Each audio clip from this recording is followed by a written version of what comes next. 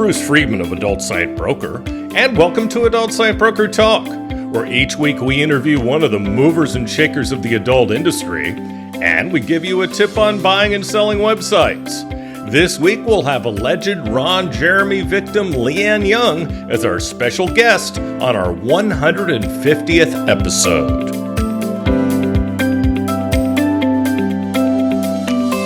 At Adult Site Broker, we've doubled our affiliate payouts on ASB Cash. Now when you refer sellers or buyers to us, you'll receive 20% of our broker commission on any and all sales that result from that referral for life. You can either place a link to us on your site or refer buyers and sellers through an email introduction. ASB Cash is the first affiliate program for an adult website brokerage. Check out asbcash.com for more details and to sign up. We've also added an events section to our website at adultsitebroker.com. Now you can get information on B2B events on our website, as well as special discounts reserved for our clients. Go to adultsitebroker.com for more details. Now let's feature our property of the week that's for sale at Adult Site Broker. We're proud to offer for sale a tube site that has full-length BDSM videos for free. The site is built on WordPress and is 4 years old. They're currently the only free tube providing premium BDSM videos, and it's been reduced in price. They regularly add user requests and user-provided content after moderation. The owner started the site out of frustration because there was nothing else out there like it, and he wanted to visit such a site. It soon became popular on Reddit, and business soared. The owner has decided to move on to other ventures outside the adult industry. The site's visitors come back again and again due to its uniqueness. They have over 13,000 premium videos, and most of them are 30 minutes or longer. With more videos and categories, the site can do even better. Most of the traffic is from Tier 1 countries. There's no advertising being done for the site. All of the traffic is either type-in or from SEO. This is a great opportunity for someone with existing traffic. Now only $235,000. Now time for this week's interview. My guest today on Adult Site Broker Talk is Lianne Young. Lianne, thanks for being back with us today on Adult Site Broker Talk. You are most welcome. Now, Lianne is one of the UK's leading advisors on adult entertainment, sex, and relationships. She started her mainstream career in 2002, appearing on shows such as The Jeremy Kyle Show, The Trisha Goddard Show, How to Have Sex After Marriage, and several other mainstream productions as a sex and relationships advisor and porn industry expert. She is additionally known for covering events such as AVN, XBIZ, Prowler Awards, and other adult events around a variety of lifestyles and the adult industries. Lianne had an illustrious career as an adult actress in the U.S. after being recruited to the country from her native England. She was known as the porn queen of the U.K. During her time in America, she was allegedly attacked by Ron Jeremy at a nightclub party in West Hollywood in 2000. She waived her rights to staying anonymous and was one of the 20 women who have accused Jeremy of rape and sexual assault. She was asked by the LAPD to come to LA, and she gave evidence to a grand jury. Recently, of course, Jeremy has been deemed unable to stand trial because of dementia, and now he's being committed to a mental institution. After her ordeal, Lianne became a counselor, helping others who have suffered sexual violence, working a lot with sex workers worldwide. Lianne, first of all, I am just so sorry about all the horrible things you've had to experience due to this monster. Now, I've seen you quoted on many occasions about the pain this experience has brought back for you. What did you go through having to testify to the grand jury? Wow, Bruce, it's been one hell of a journey. Well, first of all, I was contacted by the LAPD after I had spoken to the LA Times. Right. And from that moment, they interviewed me, and then they asked me about what happened. I told them. They asked if there was witnesses. I said yes. They went and, interviewed those witnesses. And about 3 weeks later, they contacted me and said he'd been formally charged with my rape. And for me, that was your whole world turns upside down. It's something Yeah. you just don't expect. Right. And then, of course, we had COVID, but I still had to travel in person to give evidence at the grand jury. And now I've never covered a grand jury before. So I'd gone through a lot of stress with this change in my whole life. And then I'm flown out by the American government and under protection from the American government. And when I say protection, I was under 24-hour protection from the minute I got on that flight until the minute I left the USA. It was Wow. very horrendous. They're sleeping in the same hotel as you, next door, changing shift. And there's nothing that can mentally prepare you for a grand jury. I mean, it was like 20 plus jurors asking you very intimate questions. And, as in England, we pronounce words very differently to the US. And I was getting told, please speak yes or no, not yeah. But it was very, very, very traumatic experience because I did not know what to expect. I was under a lot of nervous tension. I was, I'd had no sleep. I was tired. Sure. And, to be taken to the courtroom in the morning, very fortunate. They did have a therapy dog, and the dog really calms you down. So that was good. That's good. Yeah, that was really good. And we were put in a private room away from everybody else. But actually going into the courtroom is so intimidating and daunting. And it was the most traumatic experience I've ever gone through. They had Ron's picture on the screen while asking me questions. And it's almost like you're reliving everything all over again. And I managed to get through the questions. And then afterwards, they're allowed to ask you to elaborate on many questions, which I did. I was so glad when I absolutely broke down and sobbed my heart the minute I walked out of the actual jury room. I'm sure. It was absolutely horrendous, and you're not allowed to speak to anybody. So to say it was one of the most overwhelming experiences I've had in my life would not be underestimating it. You couldn't talk to anybody, so you really couldn't pour your heart out, which has got to be the worst part. Yeah, I mean, for the whole couple of years, I wasn't allowed to talk to anybody. I was having therapy via the Met Police, another outreach department. It said you can't go through this without talking to anybody. So we're giving you a counsellor. And that's good. That really, really helped me because I was having nightmares, and it's in your head every single day. You're reliving that encounter and that assault every single minute. And it completely got the better of me at one stage. Oh, I'm sure. So when he was deemed unfit to stand trial, what was your reaction? I was absolutely gutted because obviously we'd been pulled in to give evidence and, been really put through the mill. And then to be told that he wasn't fit to stand trial was an absolute, my stomach, it's as if it had been punched so hard. Yeah. And when the public get to hear something, we hear about it before it goes public. So again, we had to suffer in silence. And I went through several emotions. I was really angry because if they knew when they arrested him that there may be some mental condition, why drag us through that before finding out if he had the mental capacity? To have a victim completely have to relive their experience for a couple of years, because he kept delaying the trial and using every different excuse, there is. So at one stage, I do feel that he was mentally capable of standing trial, and he delayed that. And I think that it was almost like he had the upper hand again. And it was devastating, absolutely devastating. And I'm sure all the delays also had to be difficult. Oh my God, from delay to delay, just, for a couple of days beforehand, waiting to find out, you don't sleep. And it's in your brain 24/7, and you can't talk to anybody. And so it's almost like being a victim all over again, and again, and again. And, and you've got to read online other people's opinions, which is very, so you're being attacked online. I've had inbox messages attacking me online. Nice. Sick so people. They are really sick. And it's like, I'm one of those people that I care more about my character than my reputation. If people have a bad image of me because I've come forward, then I really don't care. Fuck them. Pretty much in polite words, fuck them. Yeah, and I remember the delays. And it got to the point where, not for you, but it got to the point for a lot of people where it almost became a joke.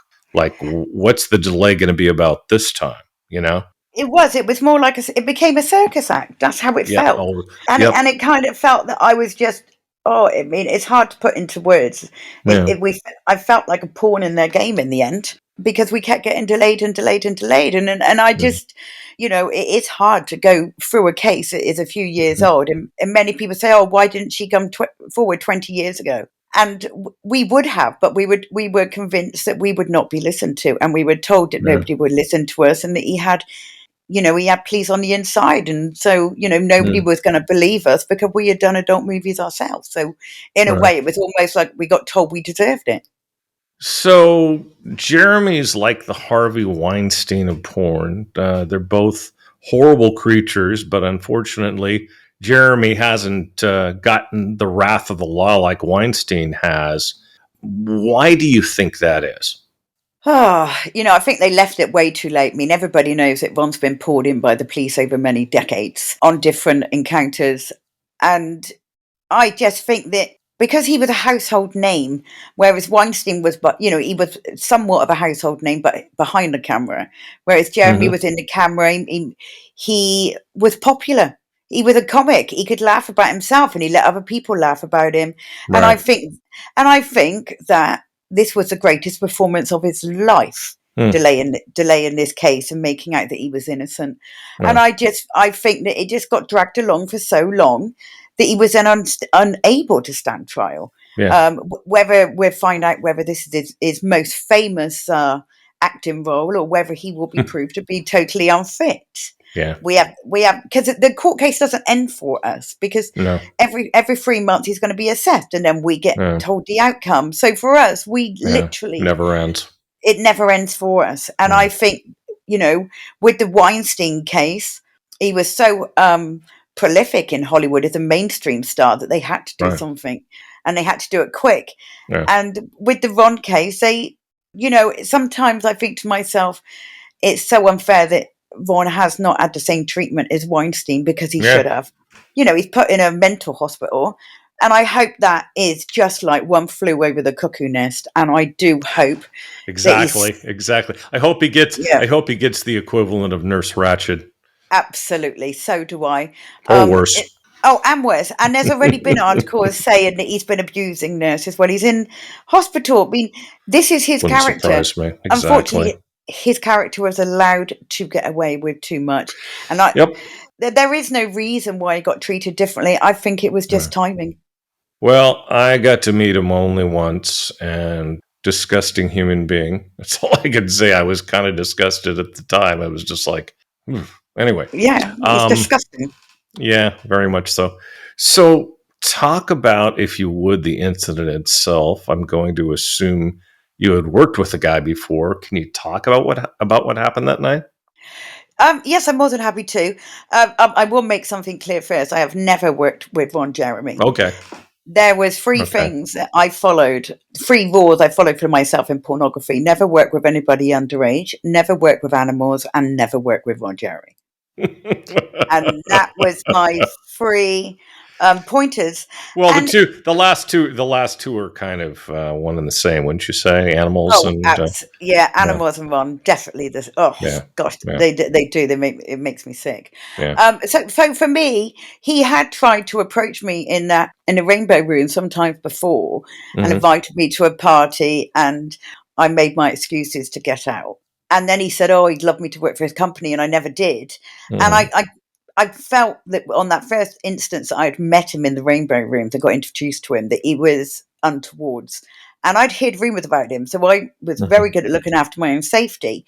However, there was a Halloween event at the House of Blues, and there was a space specifically for the adult stars. We had our own private area, and I literally had my back turned. I had not seen Ron in that room before then.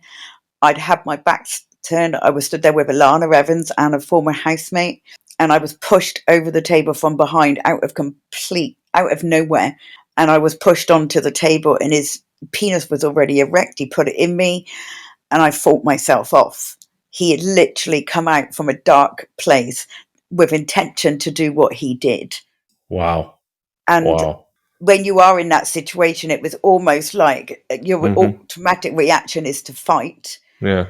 And I slapped him as I managed to fight him off. I slapped him round the face, and I said, "How fucking dare you!"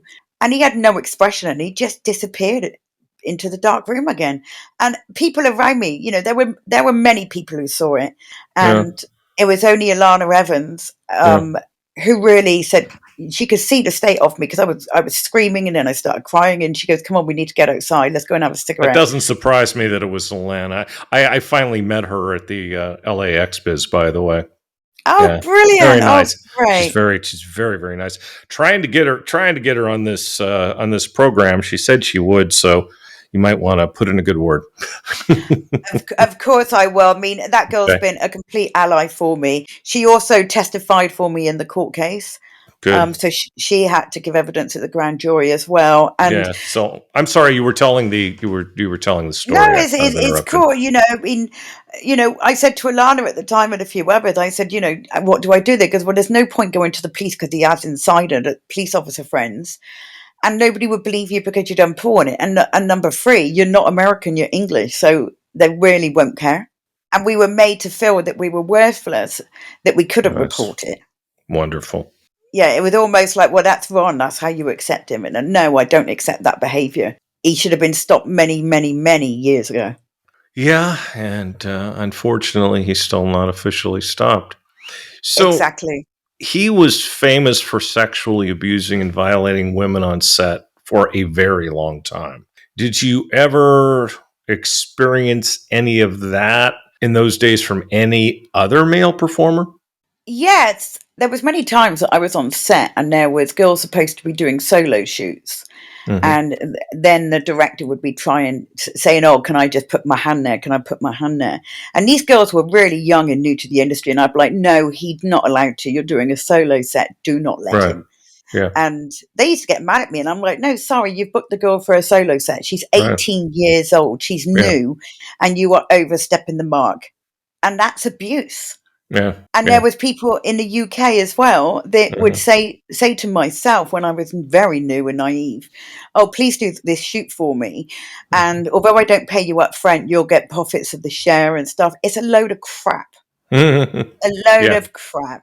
I Sure. had to learn the hard way, but I have witnessed so much abuse going on set when somebody said no and then the performers carried on. And there's a lot of coercion on set, because there was many times that I was booked out by a former agent in the UK to do just a basic boy girl set.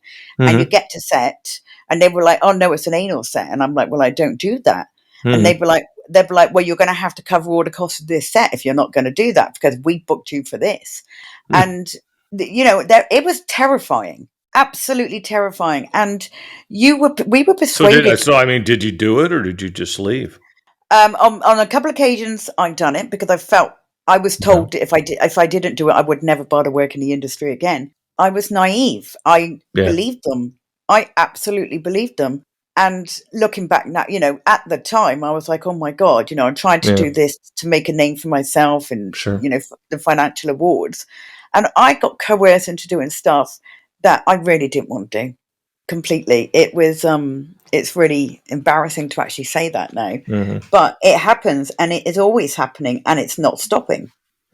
Absolutely. And it's interesting that you're such good friends with Alana, because she's right there fighting for performers' rights, and it's quite unbelievable. Absolutely. I mean, the stuff that, I'm a counselor for the industry, so I Hmm. get to hear a lot of stuff that goes on. And Sure. I'll tell you what's not well known in the industry is what is consent, what is coercion, what is the boundaries. And they need to be discussed more, because there's a lot of people entering this industry and not understanding what sexual abuse is. I mean, people seem to think to be raped, you have to be raped by a penis, by a man, held down against your will. That's not the case. A man It's can come up true. behind. You could be digitally raped. Yep. Yeah, and you can have penetrated rape, Hmm. or rape, and Hmm. people that more education needs to be done inside the industry and out. Yeah, it's unfortunately it's still a societal problem that women really don't know their rights and they don't know what to do and where to turn. And in the industry, I think that Alana's organization is doing a really good job of promoting themselves and letting people know that, hey, you don't have to take this. And that's the way it should be. Since Me Too, and since Ron Jeremy, which I think goes along with Me Too, certainly that was the adult industry's answer to Me Too. It's a whole new ballgame. At least it should be. Well, absolutely. I mean, in 2018 was when the real Me Too movement of the adult industry started, Mm-hmm. and it's still continuing. And I think more noise needs to be made Yeah. from, and I do believe that porn companies, should give out some advice directly to performers, and I think that they need to take some more responsibility, because Yeah. stuff is still happening on set. Yeah. And Alana's fabulous, raising her voice, getting people to hear. And I stand by Alana and APAG, and I always will. We need more unions like that around the world. Oh, we do. We need more support for APAG as well. I did an interview recently with Todd Spates of Yanks Cash, and it was interesting because what they were doing 20 years ago in terms of exactly what is expected of the scene, putting it on paper and having the model sign it and the producer sign it, what's consent, what are you consenting to? They started that 20 years ago, and now, because of Ron Jeremy and because of other things that have happened, it's really becoming the industry norm to have that kind of thing. And I think that's fantastic. It is. I mean, on the APAG website, they have an actual consent form of what you will, and it's called the Ben's list, and it's what you will and will not do. And every performer should be filling that in, and every producer should be offering that form to actors and actresses. There's, in any job you go to, you have to follow policy and procedures. Yep. And guidelines, and there's no reason for the porn industry not to have their own, and it needs to be brought into the workplace. Yeah, and I mean, every website has terms and conditions. Well, they need to have that for their performers. Absolutely. There's just because it's, working for another company, they have to understand that company still has a duty of care to the performer, and they should be having liability insurance. Mm-hmm. Because one thing I do know is that many porn producers do not have insurance. Oh, sure. And that needs to change, because individuals that are working as self-employed in this industry are also not getting themselves covered with public liability, and they should. Oh, yeah, definitely. And health insurance. And health insurance, absolutely. Yeah. And what people don't understand is that under that public liability, it will also cover you for legal, and that will help you bring a case against somebody if something happens. Right. Because in the United States, unlike, Great Britain, there is no national health care. And, well, I'm 65 now, so I get it, but that's because I'm old. I don't think 65 is old. No, I don't either, but some days don't tell me that. Anyway, so do you believe there are other Ron Jeremys out there who should be brought to justice? Absolutely. There are loads out there. There's companies like Legal Porno in Europe. I have had to pick up the pieces of the abuse that one girl suffered so bad that she really had to have serious medical attention, and there was no responsibility. So do I think that companies or individuals, yes, they all should. There are Ron Jeremys still out there getting away with everything. And ones that take their character outside of the work set. And they unfortunately, what has happened is that some people stay in character for so long, it becomes their normal. Yeah. It's kind of like NFL players who their job is to commit violence on the field. And unfortunately, a lot of those guys stay in their professional character in their personal lives. I just read today about another NFL player who is being faced with an abuse charge. Actually, it wasn't an abuse charge against a woman. I think it was just a number of players in Las Vegas who beat up some people. And it's really the same thing in porn, isn't it? Absolutely, without a shadow of a doubt, it is exactly the same thing, and Sure. it needs to stop, and it needs to stop fast. Personally, I'm in a position where I think the whole industry needs to be cleaned up. It really does, and I mean, the thing is with it in England is there is no legal requirement to do many things, which Hmm. you're not required. It's not treated as a professional workplace, therefore it's hard to monitor. Yeah. I know people that were doing porn at 17 years old, and the producers knew they were 17 years old. That's terrible. Yeah. And I am total belief that there needs to be some structure put around people that participate and produce pornography. Well, if you do that in the States and you get caught, you're in big trouble, Oh my God, absolutely. I mean, you've had your as it should fair, be. yeah, and absolutely. I mean, I'm inclined to say the age limit does need to be raised. Yeah, I think I agree with you, and I was just thinking about that. That in adult, we probably should be looking at 21 because just the age of consent should not necessarily be the age that they should be able to shoot an adult. Completely. And the reason why that is they're not mature enough and their brains aren't developed enough to understand the Hmm. long term implications. Yeah. And while the brain is still developing, acting on certain situations can leave you with feelings of shame, guilt, Hmm. depression, anxiety. And I think the age should be up to 21. It makes perfect sense. It really does. It certainly does. So, the only possible good news I can think of out of the entire Ron Jeremy story is that porn has finally started to clean up its act on set.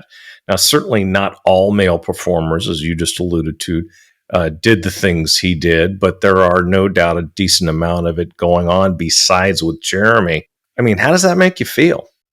I mean, there is some relief that things are getting done, and Hmm. there's still such a long way to go because you've also got some guys from the industry who seem to think that if it's not broken, don't fix it. But this industry's been Mm. broken for decades. Yeah. There's many things that's broken about the industry, Hmm. and yes, there are some things and some people contributing to helping the porn industry clean up its acts. But there is such a long way to go, and it needs to be a participation of all people involved Absolutely. because it's going to keep going on. Otherwise, there's some Yeah, nothing will change. Yeah. nothing will change. And unfortunately, old habits die hard, That's or they don't die at all. Yeah, exactly. Because what will happen is one generation of performer will pass these habits down to the next generation of performer, and the bad actors, quote unquote, will still be there. Yeah, I mean, there's so many things that need to be cleaned up, and it's not just from the industry. I mean, I'll mention our National Health Service in the UK. Now, for Hmm. people to get their STI certificates to be able to participate in pornography, they're getting them free of charge from our National Health Service, Hmm. which to me is crazy because let's be realistic. Not everybody in porn pays tax and national insurance, and public health money should be used for public health money, not for your profession. Every other person that is required to be self-employed have to have their own insurance, but in pornography they don't, but they want to get treated the same.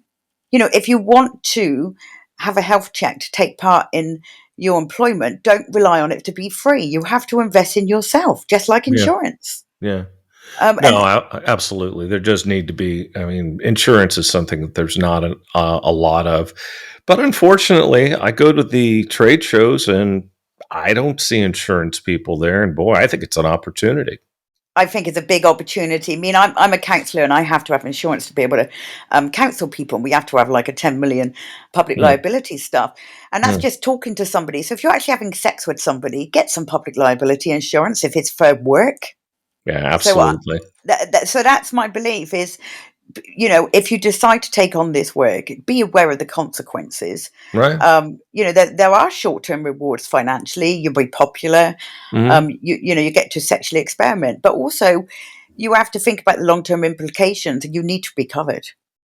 No, you do. You absolutely do. So Yeah. you work with performers as a counselor in the UK. What kinds of challenges do you run into on a daily basis? Oh my God, the backstabbing of the industry. There's a lot of that going on. It is unbelievable. Lack of pay because some people have worked for, for such companies, and then they don't get paid. I mean, in my day, we wouldn't work unless a check was on the table. Good. That's what we've done. But a lot of these performers, they're worried so much about their reputation and not their character. Now, for me, you never put your reputation before your character, because why worry about what other people say and not worry about what you think of yourself? And this is a lot of stuff I cover quite a lot on actually a daily basis, as I have to reassure performers it doesn't matter what other people think of them. It's about how they are mentally themselves and look at themselves. Because if you worry about your reputation and not your character, it's going to be a dark journey. I understand, definitely. So what changes do you think the adult industry still needs to make when it comes to how performers are treated? Well, treated by who? People in the industry or people outside the industry? Both.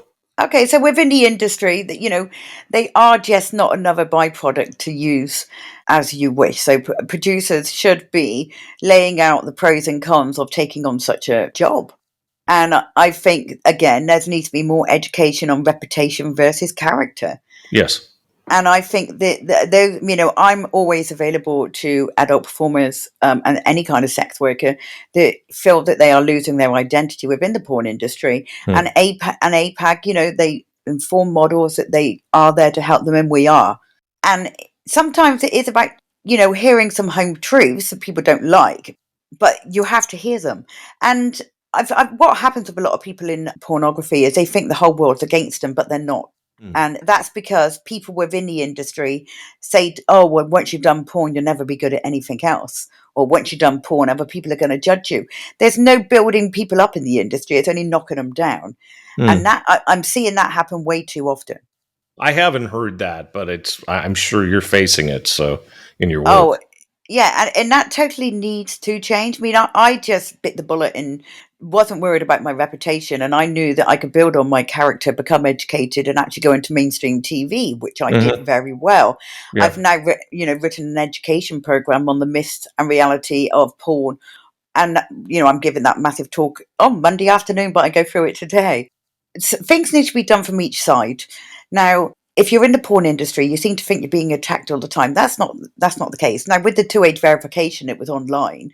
That was not directed just at the porn industry. That was directed at all over 18 services, like buying alcohol online or getting over 18 movies that may not be porn related, buying online games. It wasn't just against the porn industry. So they've got to stop looking at themselves as victims. And I will tell you one thing. In the U.S., the Republicans in Congress and the Senate are definitely going after porn.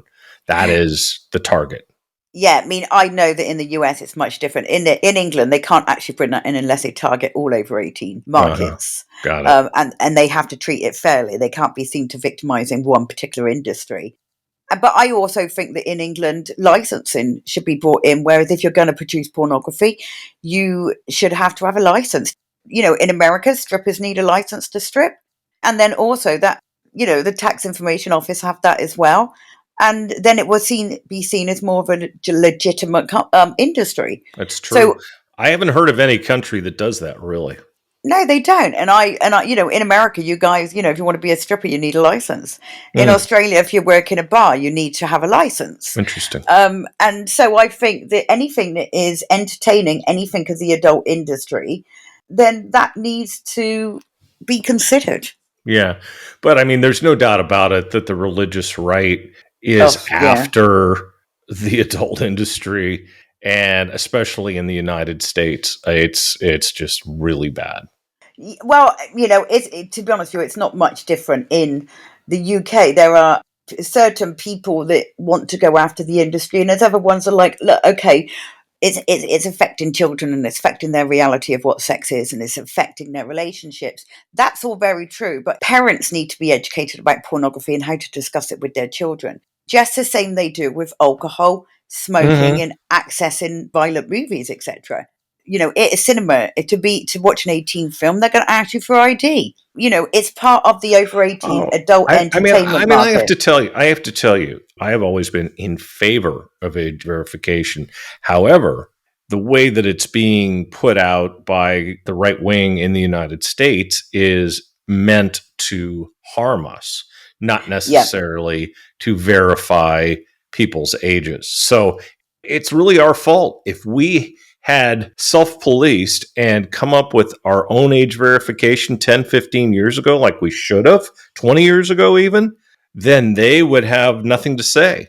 But absolutely. unfortunately, we did not.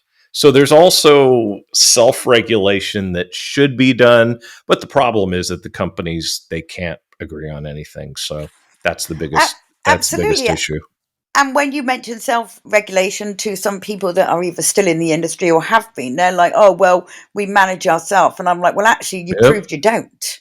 Yeah. You Well, know, yeah, it's exactly. proven. And, people seem to think that the police are against pornography. No, they're not.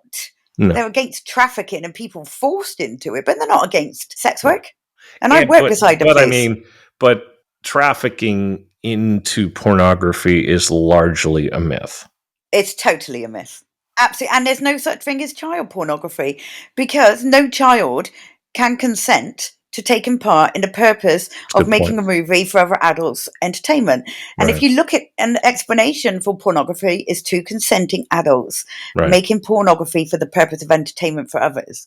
Now, Hmm. a child can't consent to that, so there is no such thing as child pornography. That's a very good point. So, since you brought this up, I was going to ask you about it later. You wrote an education program on the myths and reality of porn, which you're about to present. Tell us about it. Oh my God. So it's called the Ardent Project, so TAP. And it's about educating not only workplaces, because there's a Mm-hmm. massive rise in people using pornography at work and abuse within, like the NHS for one. Mm-hmm. That's the one. That's the one. It was their sexual violence prevention team that asked me to Mm-hmm. write it, and it does. It talks Nice. about the myth. It talks about the myths and the bust because there's a lot of Mm-hmm. myths about pornography. And people don't cover the reality of pornography. People think everybody's abused in pornography. They're not. Everybody thinks a porn performer acts like that in real life. They don't. Of course. And the viewers need to start understanding that what you see in pornography is not reality. It's a No. performance. For the purpose of entertainment. Nobody goes around shooting. Oh my God, I Do can't say you that for. think? Yeah. Do you think what you see in Hollywood is real? No, I mean, but some people do. You know, Not very smart people. Yeah, well, I actually think that on a parents' evening in all schools, parents should be invited to an education program such as what I've written on the Yeah. myth and reality of pornography and how to chat to your children. Absolutely. Because what's happening is parents are not chatting to their children, but they're allowing their children to have unsupervised access on a computer, Yeah. looking up materials, which is Right. not for their eyes, Yep. and the parental responsibility is not there. And I think it's about time that parents actually took on more Oh, responsibility rather than 100%. leaving. That it's the parents' responsibility. If you have children that are under 18, you are responsible for the media that they consume and not Absolutely. the kids. Okay. Yes. If they can access porn on their phone, that's your fault. If they can access porn on their laptop, that's your fault. Another point I make is that every parent that has a teacher in school, if they look at the contract with that school, Mm-hmm. the school is legally responsible for their child between their school opening hours, and the parents don't really have much say because they will Yeah. get fined if their child's not there. Right. Now, I actually sued my son's school because he got attacked at school, and everybody was like, "How did you do that?" I said, "Because they had a legal requirement to protect my son." Yeah. So, if any of this stuff, and which it is, happening Mm-hmm. in schools with people sharing Of course they indecent are. images, then the Of school course are they are. responsible. So parents need to start suing the schools if it's happening during school hours, Absolutely. and parents should be taking more responsibility on the education of their children, because I don't believe that children should be educated in full length in Mm-hmm. schools about pornography, because I Right. believe that probably is an overload of information, because in schools they need to learn about healthy relationships, coercion and Mm-hmm. control. Yeah. Now those subject matters are covered in my education program, and we do touch on pornography, but it's more, I actually do feel that parents need to take more of a situation hold of it, and so do school teachers. especially the ones teaching sex education and the counsellors within schools. Mm-hmm.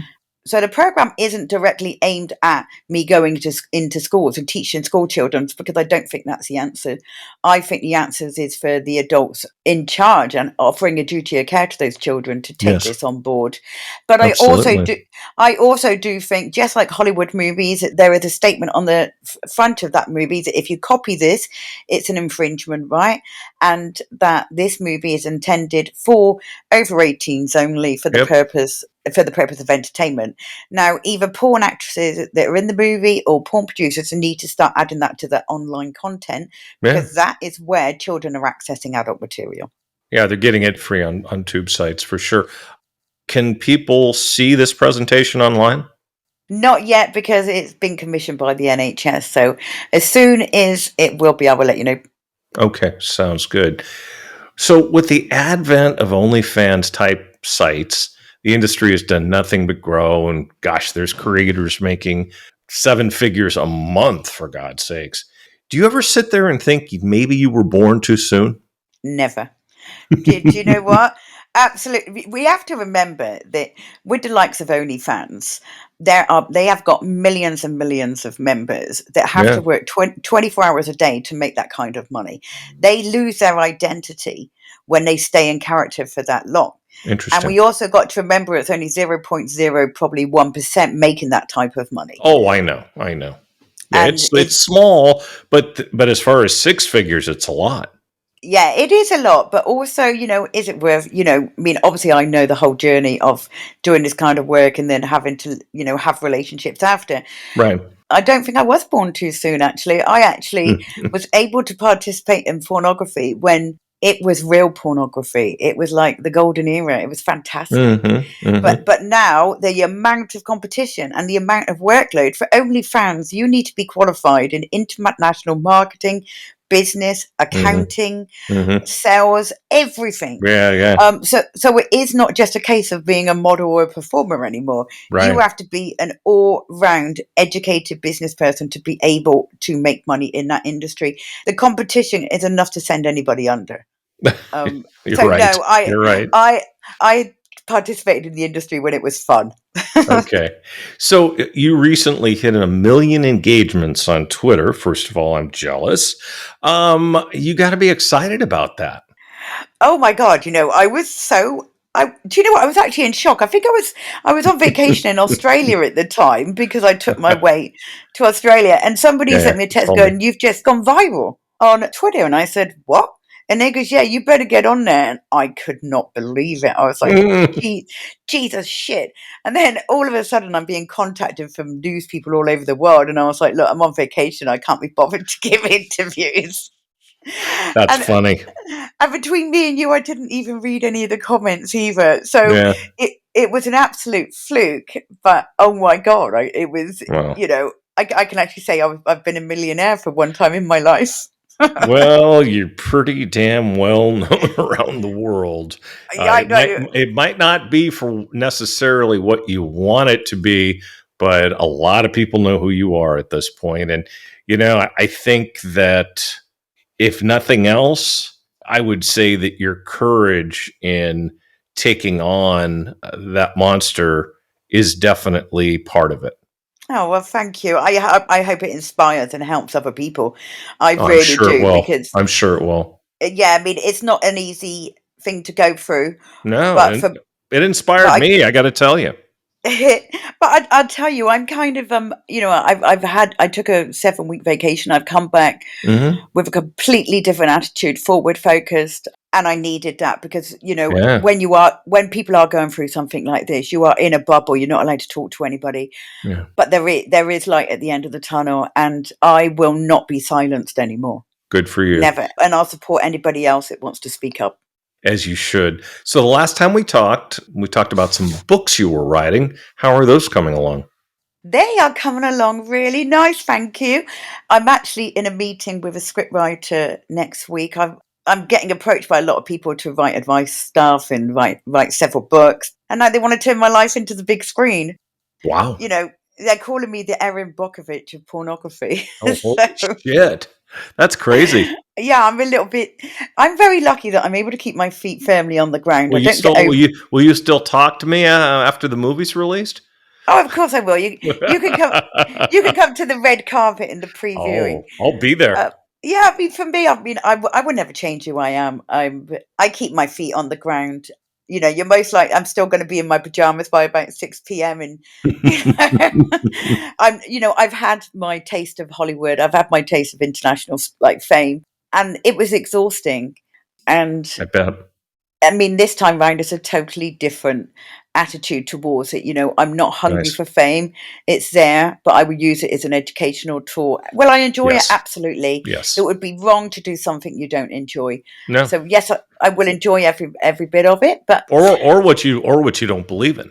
absolutely, I would never do anything I didn't believe in. Mm-hmm. God, no. Mm-hmm. But I think there is time for a female version of Boogie Nights, and I do believe there is a need for a more, the Erin Brockovich of porn Big needs time. to be done.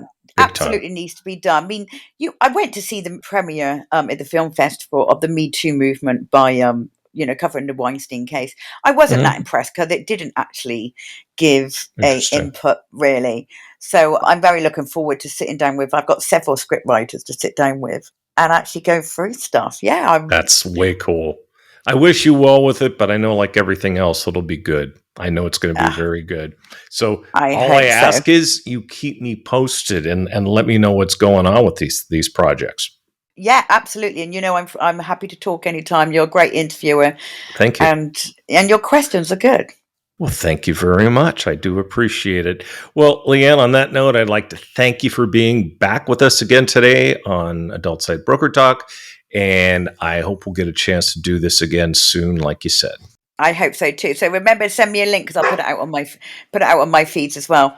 And you hear Bernie saying goodbye too.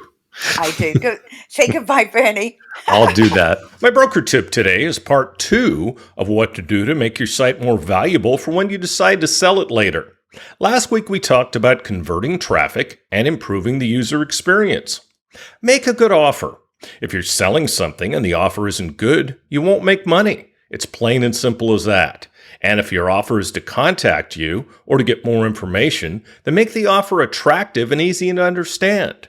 If you're selling something, make buying easy. Show them an easy way to buy and then leave. Help them by making suggestions on what to buy. Amazon.com is the best at this. They always have suggestions on what to buy based on your buying and browsing history. They use AI to do this. There are AI engines available these days at a modest cost. Look into this if you can. Don't clutter up your site with unnecessary items, buttons, and images. Keep it as simple as possible.